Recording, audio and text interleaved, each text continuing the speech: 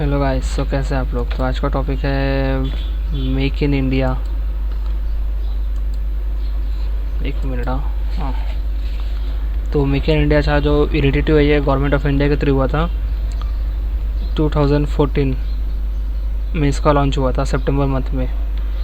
2013 में कुछ इंडिया का जो इकोनॉमी था वो बहुत ही क्राइसिस में जा रहा था। जो भी पॉलिसी पैरालिसिस इकोनॉमी का वो बहुत स्लो चल रहा था। तो इसका बेसिकली मेक इन इंडिया का ऑब्जेक्टिव क्या था। मेक इन इंडिया का ऑब्जेक्टिव ये था कि वो 2020 तक वर्ल्ड का 25% मार्केट एक्वायर कर ले मैन्युफैक्चरिंग सेक्टर में, और 10 मिलियन जॉब्स हर साल तैयार करना, और जो भी है डोमेस्टिक हो गया एंड फॉरेन इन्वेस्टमेंट सबको अट्रैक्ट करना, ताकि वो फॉरेन के लोग हमारे देश में इन्वेस्ट करें। To make India a manufacturing global hub. जैसे कि कोई भी प्रोडक्ट बनाना है, मैन्युफैक्चर करना, तो उसके लिए ग्लोबल हब हमारा इंडिया होना चाहिए। इनिशिएटिव, इसके लिए बहुत सारे इनिशिएटिव भी लिए गए गवर्नमेंट की तरफ से। जैसे कि गवर्नमेंट ने कुछ 25 सेक्टर्स निकाले कि इनको हम लोग को और बढ़ावा देना चाहिए, जैसे कि chemicals, automobiles, aviation oil, exploration, pharmaceuticals etcetera etcetera.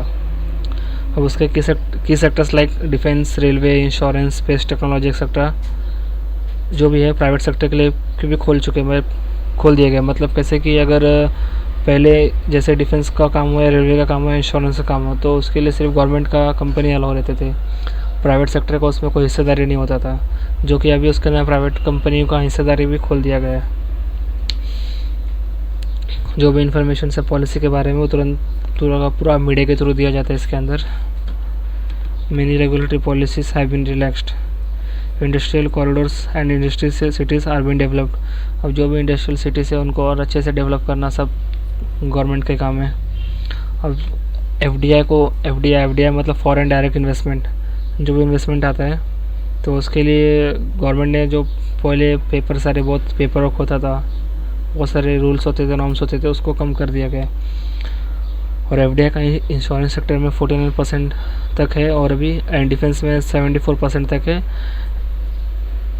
And pharmaceuticals में भी 74% है, एंड ई कॉमर्स साइड में 100% है।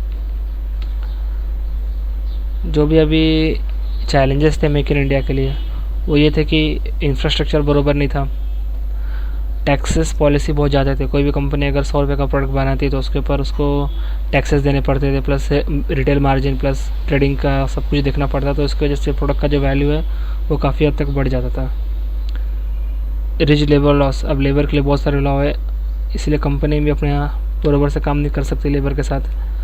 अनस्किल्ड लेबर, किसी लेबर को चाहता नहीं है, लेबर तो है लेकिन उनको चाहता नहीं है। जोग्राफिकल डिस्पैरिटीज़, समझिए कि अगर मैं गन्ना अगर उत्तर प्रदेश में उगा रहा हूँ तो उसका मैन्युफैक्चरिंग मैं महाराष्ट्र में नहीं कर सकता, क्योंकि वहाँ से यहाँ तक लाने के लिए जो ट्रांसपोर्टेशन कॉस्ट है वो बहुत हो जाएगा। तो इसके लिए जो गन्ना अगर उत्तर प्रदेश में उगा रहा हूँ तो उसके लिए मुझे भी मैन्युफैक्चरिंग यूनिट भी मुझे वहीं पर फिट करना पड़ेगा। Mismatch between the needs of the industry and the education sector. Thank you. और अगर आपको और कोई चैनल पे मेरा चाहिए रहेगा तो आप प्लीज़ मुझे बता देना, या आप मेरे चैनल को सब्सक्राइब कर देना। Thank you.